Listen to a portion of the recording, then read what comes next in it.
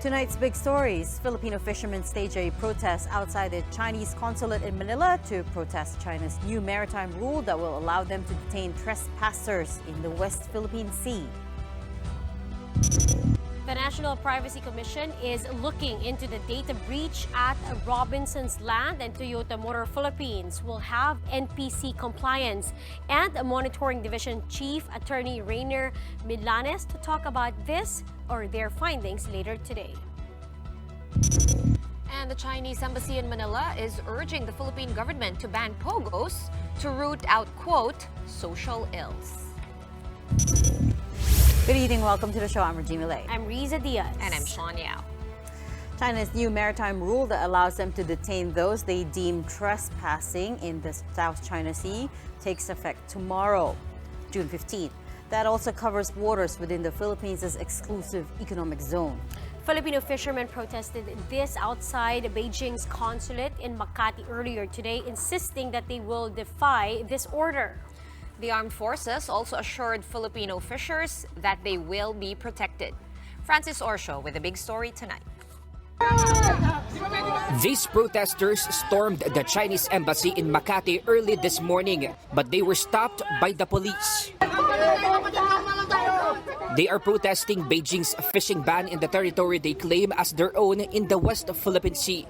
China plans to arrest supposed trespassers in the disputed waters starting tomorrow, June 15. Militant groups and fishermen insist China's new policy is illegal and aggressive. The Pamalakaya Group and the Masinloc Fishermen Association say they won't be deterred by Beijing's threat and will continue to fish in waters within our exclusive economic zone. Sa kanila, kung sila yung pagmumulan ng kaguluhan, at hindi tayo yung nag-create ng anumang gulo dyan sa ating karagatan. The fishermen say they are also prepared for whatever China may do. Talagang lalaban kami. Sa mamatay o sa mabuhay, talagang lalaban po tayo dyan. Ang buhay ng mga mangisda natin. Walang ibang pinagkakakitaan maliban dyan sa dagat. Armed Forces Chief Romeo Bronner Jr. for his part tells Filipino fishermen that they have nothing to be afraid of. Atin pong itong exclusive economic zone na ito, we have the right to exploit the resources in the area. Bronner assures the fishers that they will be protected. Nandyan po ang inyong Armed Forces of the Philippines, ang ating Philippine Navy, pati na rin po ang Philippine Coast Guard ay nandyan. So marami po tayong mga pinag-uusapan ngayon na mga hakbangin na gagawin in order for us to protect our fishermen. President Bongbong Marcos has also previously stated that China's new policy is unacceptable and is an act of escalation. He declared again in his recent Independence Day that Filipinos will not yield in the face of these aggressions. Mobile journalist Francis Orsho, We Are One News. The National Privacy Commission is investigating the reported cyber attack on Robinson's Land and Toyota Motor Philippines. The NPC confirmed receiving word on data breaches at the two companies last week. Initial reports found that full names, addresses, contact numbers, valid IDs, and copies of bank documents may have been exposed. The NPC has ordered all companies processing personal data to immediately inform affected customers of any breaches. Joining us tonight to talk more about this, we have Attorney Rainer Milanes. He's the Chief of Compliance and Monitoring under NPC. Attorney Milanes, good evening. Thanks for making time for us. Hi, good evening, Regina, Shawn, and Risa, and to all your televiewers. Good evening. Good evening. Right. First, give us a scale of the problem. Exactly how many accounts were compromised? How many companies are we talking about here? Yeah, so according to the report, actually there's 2 reports for Toyota, which we received from our data breach notification and management system. For entities like personal information controllers, they have to report personal data breaches within 72 hours from the moment of discovery. So as an old, in an old report to us in February 14, Toyota Makati affected 7,000 customers. Details affected are name, contact details, address, civil status. Toyota Motor Philippines reported to us last May 14 about the personal data breach concerning 120,000 users. Some of the items or personal data that's been compromised are usernames, telephone numbers, date of birth, age. And then Robinson's Land reported to us last June 3, affected customers of their app is 107,000 customers, and compromised data are usernames, login credentials, email, mobile numbers, date of birth, and gender. Okay, So just to recap, 127,000 users for Toyota were affected, and for Robinson's Land, 107,000. Well, we treat it as different because Toyota Makati is a different personal information controller, and Toyota Motors Philippines is also a different personal information controller. I So see. for Toyota Makati, it's 7,000 customers reported last February 14, and then Toyota Motor Philippines, 120,000 customers or users of their My Toyota app reported last May 14. I see. So we have to treat them as two separate entities. Yes, yes. Okay, Attorney Rainier, how do I say this? It is so scary that companies everywhere are starting to experience these data breaches. I understand from your press statement, even the PNP also reported 6, I think last month, 6 breaches. But for these private companies, ano po ba yung sistema, no? Since you're the compliance officer of the NPC, what comes first, the chicken or the egg? Do the companies have to have a system that is approved by the NPC or not necessarily? And what happens once they report to you? I understand you're still investigating what happened, right? So how does the process really all work out?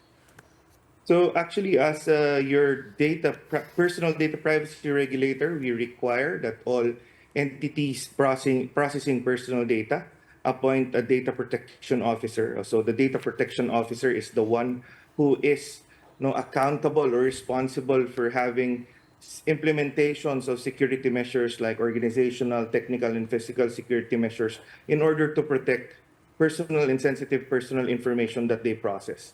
So in this day and age of digitalization, and everything is getting digitalized, and we are in cyberspace, a lot of cyber crimes is really rampant nowadays, and it's always a question of when, and never a question of who or why or how. Data breaches is not only prevalent here in the Philippines. It's also a global threat, for everyone. So for the compliance and monitoring division, what we do is we ensure we check on the personal information processors, as we call them. These are your organizations that collect your data, and we check if they are implementing these so-called security measures, these technical, organizational, and physical security measures. And in the event of a personal data breach, the requirement of the law, the Data Privacy Act, and other issuances of the Commission, the requirement is when an organization is affected or victimized by a personal data breach by an external threat actor, they should report it to the National Privacy Commission through our data breach notification and management system within 72 hours from the discovery. So this is a mandatory requirement for all data processors here in the Philippines, not only for the private organizations, but also for the government, because we are also a regulator of the government. Right, but So how often do you every- check, Yes. sorry, attorney, but how often do you actually check? Do you check if their system is compliant, or do you have kind of like a memo or something, a memorandum circular which states na, dapat ganito yung minimum security na ginagamit ng mga kumpanya? May ganun po ba? Actually, yes. There's the minimum standards for security implementation, and I just forgot the circular, but we have the number of the circular, but Right. we have just released that circular, and it's supposed to be implemented for the government and also for the private sector. And it's very important for us, to be able to monitor, and it's our duty for us in the Compliance and Monitoring Division. It is also our duty to do. We have this function called compliance checks. where we go to targeted organizations and then we check on their security implementations when it comes to data privacy and data protection. Are those surprise checks or scheduled? It varies. We can do surprise checks. We call that privacy sweeps, only for publicly available information. And then we also do on-site visits. We notify them 5 days before, and they have to submit to us documentary compliance documents within 3 days before the scheduled on-site visit. So we go to their headquarters and we check if there's a culture of privacy in their organization and if they're really implementing what it is on paper. So they're implementing in their organization what it is said on paper. Right. So we have to verify that. Attorney, are there penalties, sanctions, if ever you find any neglect from these companies? Yes, actually, the main thing no, for companies who does not implement security measures, no, we are imposing administrative fines on them. We have this administrative fine circular, which is effective, and the fines range from 20,000 pesos to up to 5 million pesos. Ooh, that's really steep. Okay, but I need a little bit more details on the hacking of the two companies. Let's circle back. Toyota Makati and Toyota Motor Philippines. Did I understand correctly? You said the breach happened in February, but it was only reported on May 14. Is that correct? No, it was no. Toyota Makati had this data breach in February, and they reported to us February 14. Okay. Now, the social media post from Deep Web Connect tagged this as an security incident, no, in social media. So we wanted to clarify if this really was, and we are checking right now if the one posted on the Deep Web Connect social media was that of that February 14 security incident, which happened in February, or the Toyota Motors Philippines data breach, which happened in May. So we are checking both. So the TMP data breach, we don't know yet exactly when it happened. The TMP data breach happened in May. Sometime in May. Did I Yeah. understand correctly that you first found out through Deep Web Connect and not through the companies?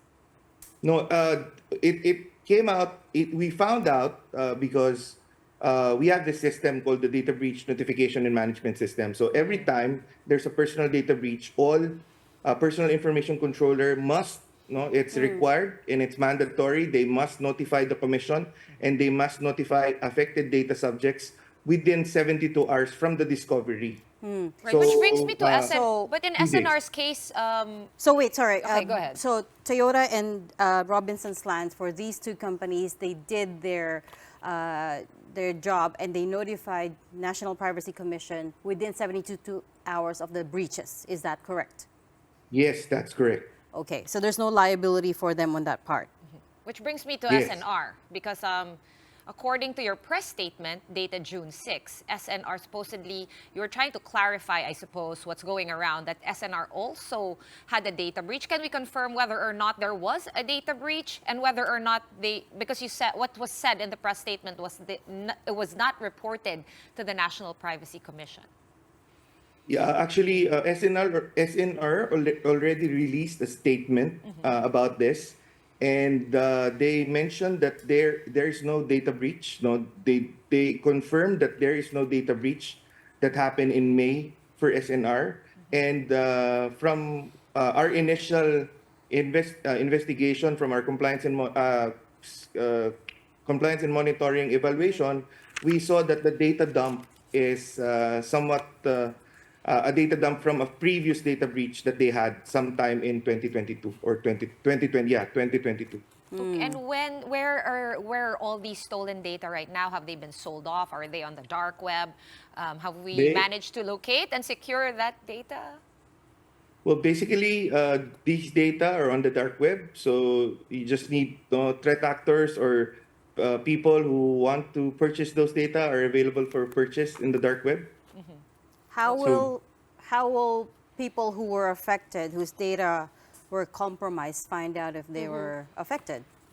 Yeah, so this is very important for those organizations who um, are were parties to the data breach. Actually, no, it's important that they also notify their data subjects within 72 hours, so that those data subjects will also know and will also have time for them to also secure their data personally.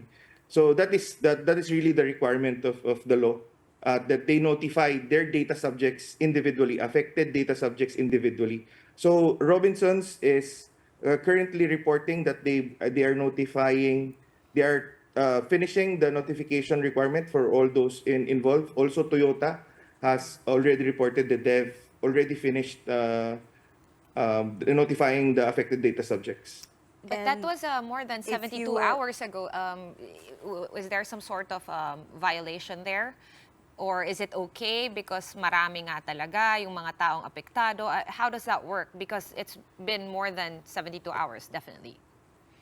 Yes, actually, if you can, no, there's a mechanism for you to be able to request for extension of notification to the data subjects, and even you can also request for alternative modes of notification to data subjects if really there's a huge number of data subjects who are affected.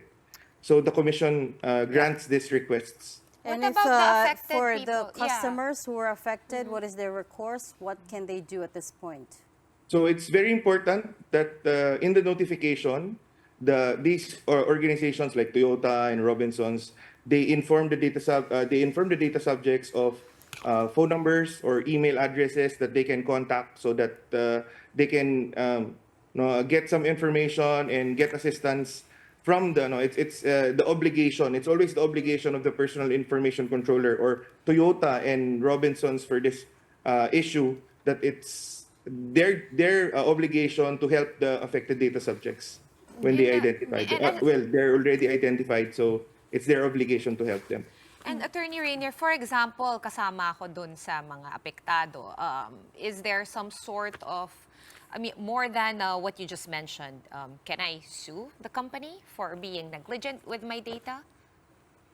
Yes, of course. It is your right as a data subject to file a complaint. So if you feel that the company or the personal information controller that is negligent in protecting your data, then and you have pieces of evidence to support your claim, then you as a data subject have the right to complain. It's one of your 8 data subject rights. And you can file a complaint with us in the National Privacy Commission using our complaints assisted form, which is available in our website.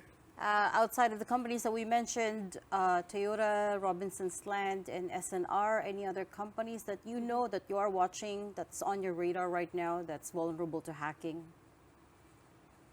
There's a lot. Actually, there's in our records there are about 6 billion security incidents. No, if we talk about security incidents, these are data breaches, personal data breaches for mandatory notification.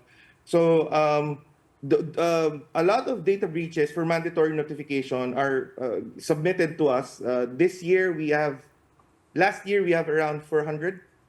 This year it's around 230 plus already for this 2024. So we are closely monitoring these organizations. Are these endorsement. at least mostly public services or private companies' data? Private companies mostly. Around 80% private and Oh, wow. 20% government.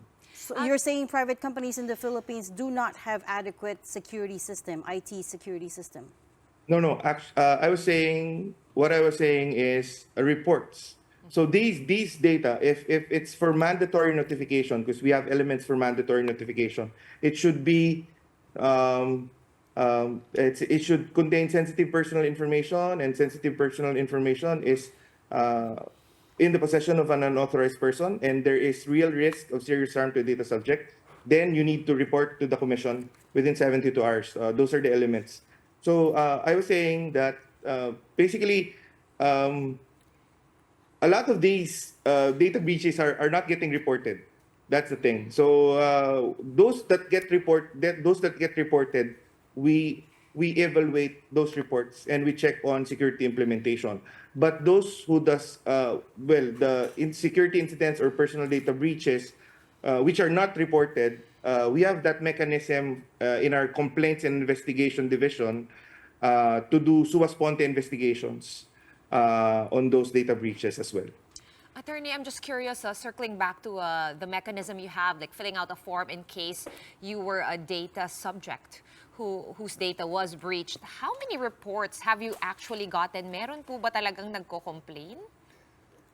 Actually, there are a lot of complaints, but the thing is, usually if they don't push through with their complaints, so it's really problematic for us to really if there's no support from the complainant and the complainant does not push through with their complaints, then it is also problematic for us to really push for these complaints to get prosecuted. But the fact that majority of the data breaches actually do not get reported, I don't know how we're going to sleep after finding that out. But we're going to have to leave that there for tonight. Thank you so much for your time. NPC Compliance and Monitoring Division Chief Attorney Rainier Milanes. In other news, Senator Nancy Binay is growing frustrated at the lack of discussion over the new Senate building. Newly minted Senate President Cheese Escudero halted the construction of the new building this week, citing the ballooning budget. Senator Alan Peter Cayetano, as the new chairperson of the Senate Committee on Accounts, was tasked to review it. Senator Binay, who used to hold that post, said that they turned over all documents on it properly and everything was above board. On our sister channel 1PH, she hit her colleagues who have been criticizing the new building without having set foot there. Siguro maganda din na pag nag-meeting kami, doon na namin gawin sa new Senate building dahil ang nakakalungkot, ang dami na nilang comment doon sa building pero ni isang beses, hindi pa sila nakakatapak doon sa building na ilang beses nila kung ano-ano yung mga pinagsasabi nila tungkol doon sa building. Senator Binay also slammed Senator Cayetano, insinuating that there was politics behind the issue. Ilang taon na rin kami magkasama ni Senator Alan and I thought na kung ako nga, 'di ba, na naka-move on ako samantalang kami nga yung sinugatan at sinaktan. So hindi ko maintindihan bakit parang kailangan niyang haluan ng politika itong new Senate building. Context for that soundbite coming from Senator Nancy Binay.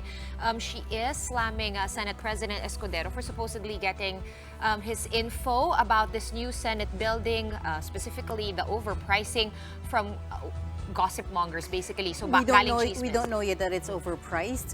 What happened was it was originally costed for 8.9 billion. That's for phase 1. Phase 2 is another 10 billion. And then there's an allocation for 10.3 billion for phase 3. Yung phase 3 ngayon, that's what's on hold. They're being on hold. So because in Senate President Cheese Escudero's mind, suddenly it's ballooned to 23 billion. But again, Senator Binay's argument is that that was all costed for already. Right. Yung 8.9 billion is not the core total and shell lang for yun. the whole building. It was just for the core and shell. So again, they're looking into the matter right now. Okay, so sabi naman ni Senator Cayetano, hindi daw to invento and it's backed by documents. So I guess pending further review, we'll pretty sure this won't be the last we hear about it. Well, up next, we'll be speaking with DMW Secretary Hans Macdak about the situation in Kuwait after a building fire killed 3 OFWs earlier this week. Stay with us.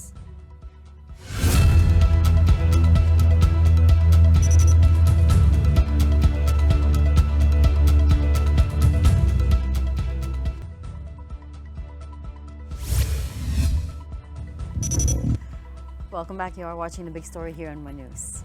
The families of the victims of the fire that hit the building in Kuwait will receive assistance from the Philippine government.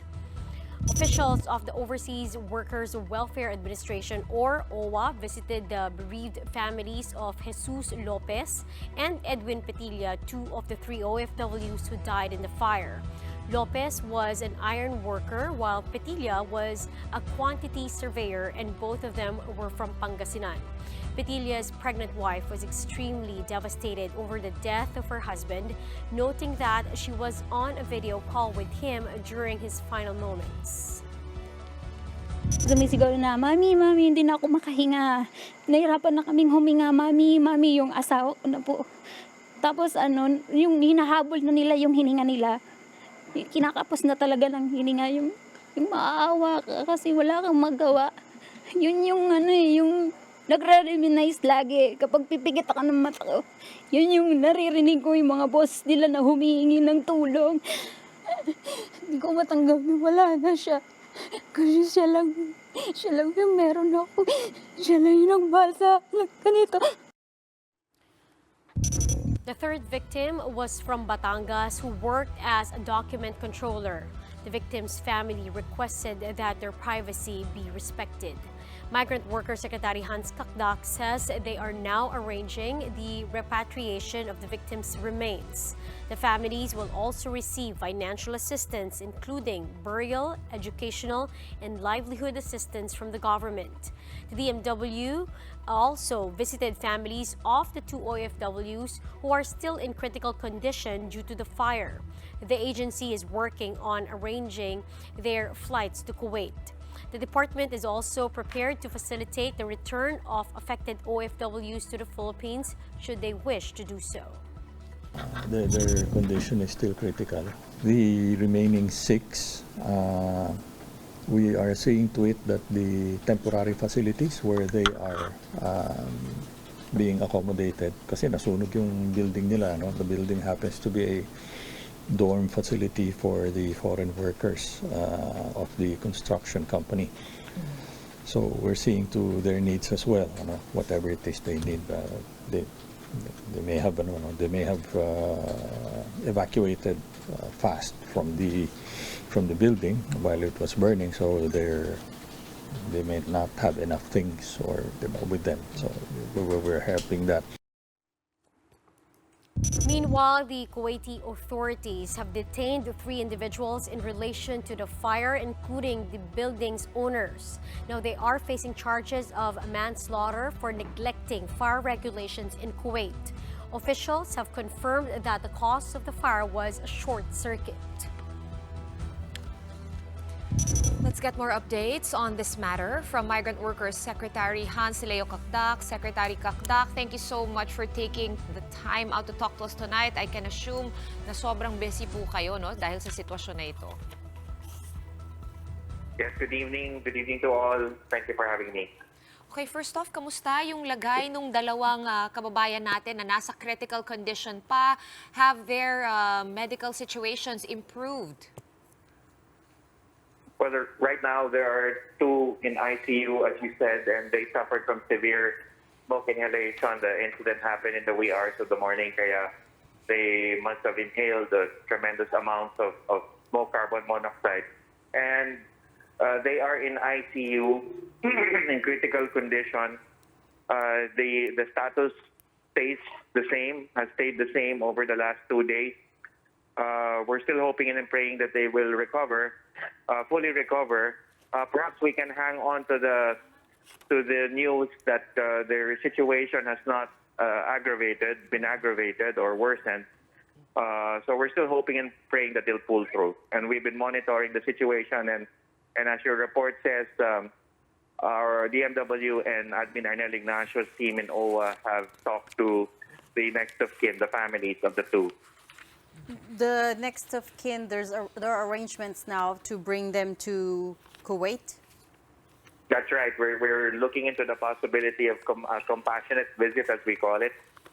And it will take some of course, some documentation, hurling the requirements on the Kuwaiti side in terms of immigration. But yes, we are looking into the very strong possibility of having them visit the state of Kuwait.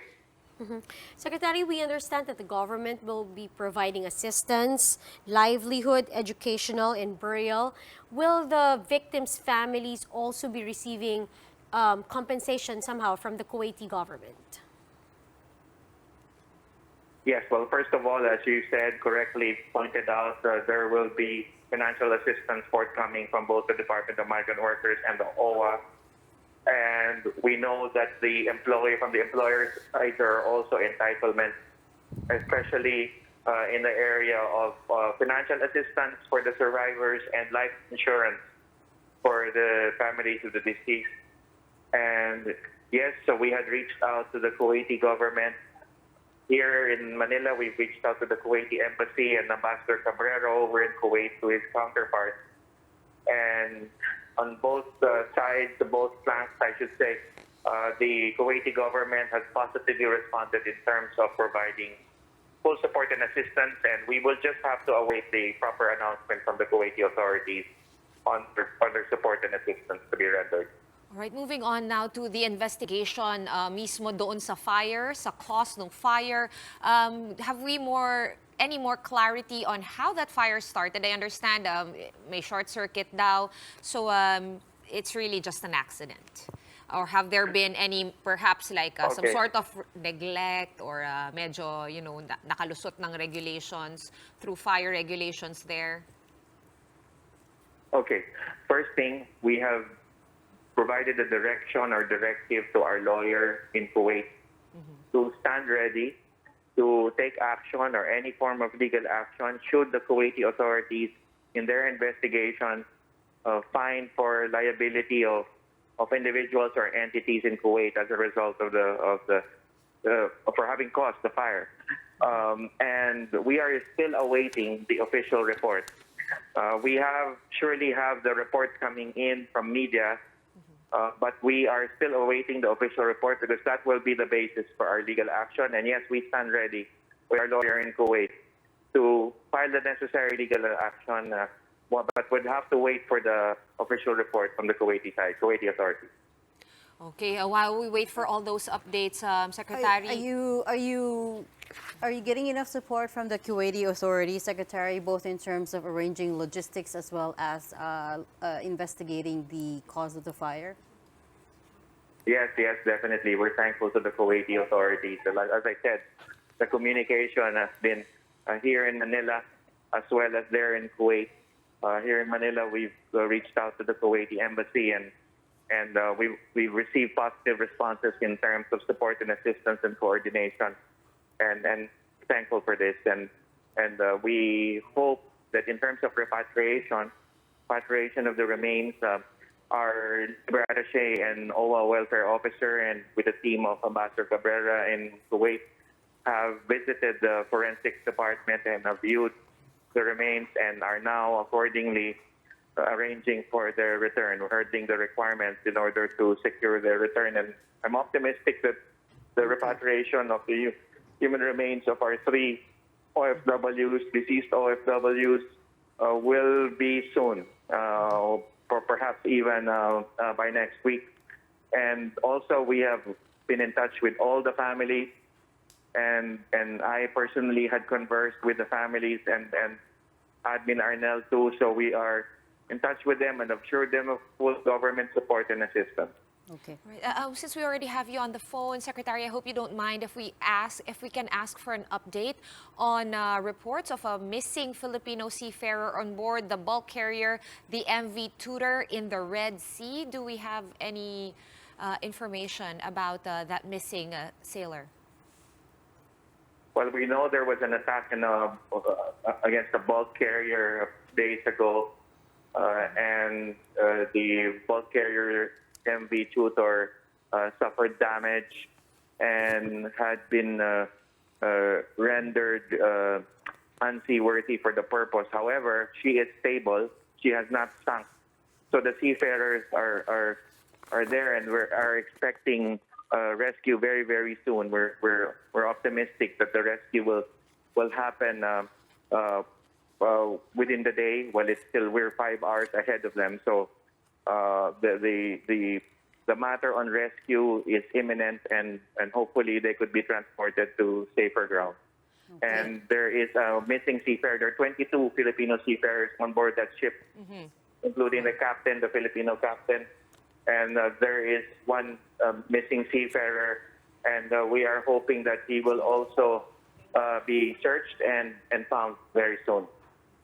All right. Thank you so much for your time. We are, of course, one in praying with you guys and praying for the fate and the safety and the health of all our kababayans abroad. Thank you so much for joining us tonight. Migrant Workers Secretary Hans Leo Kakdak over the phone.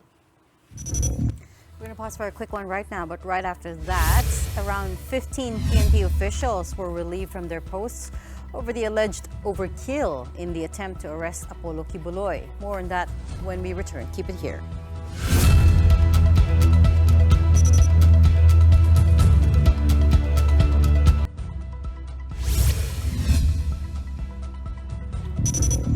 Welcome back. We are still watching the big story here on One News. At least 3 police officials and 12 others have been relieved from their post over alleged violations in serving the arrest warrant against Pastor Apollo Kibuloy. Mobile journalist Julie Baisa with details. Several officials of the PNP involved in the raid on the properties of Pastor Apollo Kibuloy in Davao City last Monday have been removed from their positions. Included in the relief order by PNP Chief General Romel Marbil are the Directorate for Operations Chief Brigadier General Ronald Oliver Lee, Intelligence Group Chief Colonel Edwin Portento, and the Regional Director of Police Regional Office 11 in Davao, Brigadier General Aligre Martinez. This is to allow the investigation to determine if there were any violations of the standard operating procedure and the issuance of the search and arrest warrants for several properties of the Kingdom of Jesus Christ last Monday.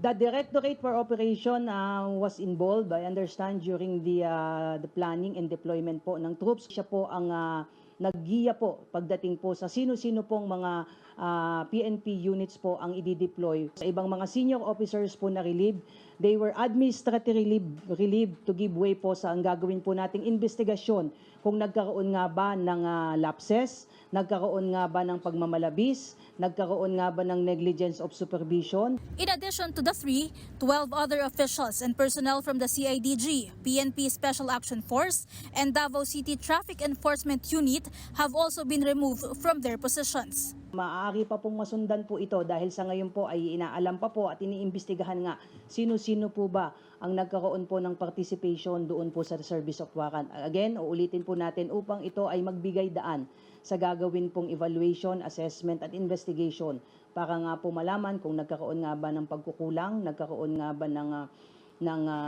violation pagdating po sa enforcement. According to the administrator of the Kingdom of Jesus Christ, former President Rodrigo Duterte, besides the arrest warrant, the police did not present a separate search warrant. Duterte added that this was a violation of the law, overkill, and someone must be held accountable. However, according to PNP Chief Marbil, their operation is legitimate because Kibuloy is a fugitive and influential person. That is why they deployed more personnel. Hindi naman ho kami natatakot because this is a legal order. Hindi naman po illegal ang ginagawa namin eh. Ito naman po yung ginagawa namin sa lahat ng mga taong fugitive of the law. Let's respect our law. Huwag po nating ipagtakpan po yung mga taong nagkakamali. Kung tama siya, then sumakapuusa siya sa korte. Senator Robin Padilla meanwhile plans to investigate the raid on Kibuloy's properties. He suspects that the police may have violated human rights. But the PNP claims they won't be affected as they continue their manhunt for the pastor. The PNP has also filed charges against the 6 supporters of Kibuloy who threw water bombs at the police. Mobile journalist Julie Baiza, We Are One News. I'm so And another person under fire is Porac Mayor Jaime Capil, who is now being accused of being a POGO protector. That's after the series of raids over at Lucky South 99 found evidence of criminal activities. Gia Robles with the report. Authorities have finished searching the Lucky South 99 compound in Porac, Pampanga. In their latest inspection, operatives found more computer units, cell phones, and SIM cards. There are items that stood out, including the certificate of recognition given by the PNP Regional Highway Patrol Unit 3 to Whirlwind Incorporated, the owner of the buildings being rented out to Lucky South 99. This is for the company's quote, generous donations. Kung gaano ka generous o gaano kalaki o paano ang tulong na ginawa din, malalaman natin yan siguro. Of course, with the coordination na gagawin natin with the concerned agency. There were also appointment papers found in the pile dating back to the term of former President Rodrigo Duterte. The appointment was for the office of former palace spokesman Harry Roque. There was also an affidavit of support with Roque as the undersigned. How the papers got there, Roque said he has no idea, but he does represent Whirlwind in an ejectment case. Well, ako po ay dahil paupahan naman ng negosyo ng ating kliyente na Whirlwind, palagi ko pong sinasabi na siguraduhin yung walang illegal nangyayari dyan. At siguraduhin nyo na kapag hindi lisensyado ang inyong lessee, huwag kayong papayag. PAOK said they will submit the documents to further investigation. Meanwhile, Porac Mayor Jaime Capil faced a hearing before officials of the province over the undetected presence of illegal POGO in the municipality. Jing, hindi nyo pwedeng hindi pag-usapan ng EPI mo yan kasi big investor, foreigner pa. Foreigner pa yan, big investor. Hindi nyo pwedeng hindi pag-usapan ng EPI mo. Kasi lalo na ngayon, tumunog na yung bamban na ganito-ganito yun. Bakit 1 month na yung nakaraan, hindi kayo pa naging alert dun sa mga negosyo na apply sa inyo doon? Before the operation of PAOK, nagkaroon kami ng joint inspection team kaya kaso hindi kami pinapasok. It was found out that Porac LGU granted Lucky South a permit back in 2020, and that processing reportedly took only a day. No permit has been issued this year after the POGO hub was put on the negative list of the Bureau of Fire Protection. It was also discovered that the town was barely able to collect from Lucky South. Ano na kolekta mo? Jing, 4,000 at saka yung 10,000 namin yan? Yun lang ang pakinabang ng Porac. Ngayon, binibida tayo, nakalaglag tayo. Capil insists that they have tried to enter the compound but failed.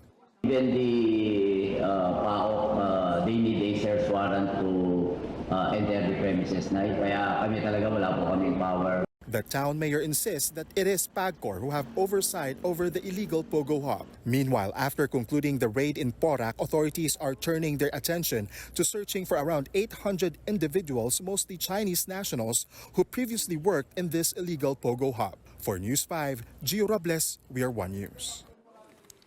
Now, China has also spoken up on the matter of POGOs, urging the Philippines to put a stop to it immediately. A spokesperson for the Chinese embassy emphasized Beijing's strict crackdown on POGOs, citing how it, quote, breeds serious crimes such as kidnapping for ransom, human trafficking, and murder. The statement went on to say that POGO is detrimental to both Philippine and Chinese interests and images, as well as China-Philippines relations. And China has called on the Philippines to ban POGOs at an early date so as to root out this social ill. The Chinese embassy also said that it firmly opposes any baseless accusation and smearing against China in connection with POGOs. They have been on that front at least, right? There have been, over the past several years, there have been joint Filipino-Chinese authorities collaborating to repatriate, to catch and then repatriate these Chinese workers. Yeah. I think that to begin with, the reason why they found their way here is because China does not like gambling. They banned it. Yeah. Right. All gambling is banned Their in China. government is not right. even allowing it there. Yes. And even Macau, they also cracked down on Macau, and supposedly So that's they spread out throughout Southeast Asia. Because it's not just the Philippines, there's also Cambodia, there's Vietnam, who the Cambodia are story is battling pretty good actually. Yung the same Sihanoukville, problem. that these massive buildings that have been vacated, then when they turn it into a POGO hub. Yes. Well, they're not called POGO there, of Yeah, course, but their own Cambodian online gaming operation. Kogo? Kogo? Kogo could be. All right, before we go, we just have enough time for our big picture on this Friday night. It is a long weekend, but we are still stuck because we have the photo of First Lady Liza Araneta Marcos and her now viral moment with Senate President Cheese Escudero in an event in Malacanang.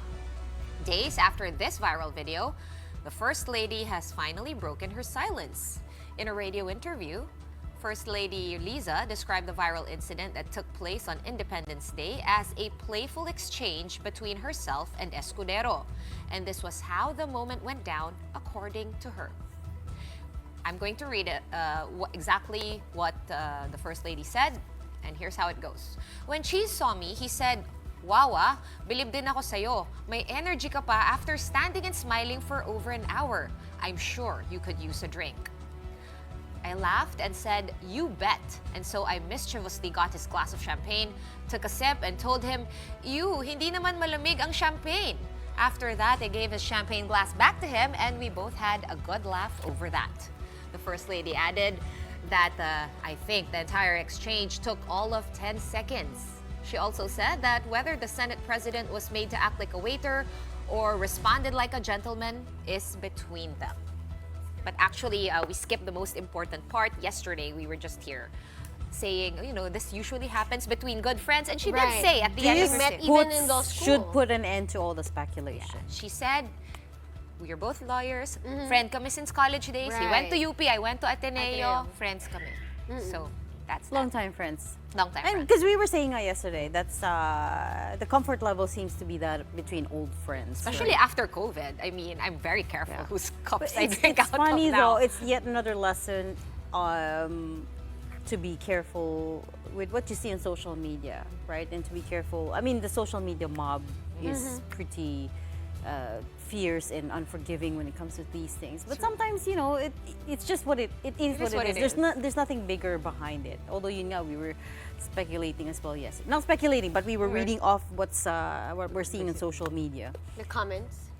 The comments, the different angles that people took this issue to. Bakit daw gano'n? Daming conspiracy. Parang waiter or what were the other ones? Yung isa, ginawa daw siyang waiter. Or he looked under because... And then Senate President Cheese already also released a statement about it? He said he was just being gentlemanly. Yeah, he was just being a gentleman-like. Exactly. Yun nga yung pinopoint out nila kanina, nanonood akong story ko on our sister show.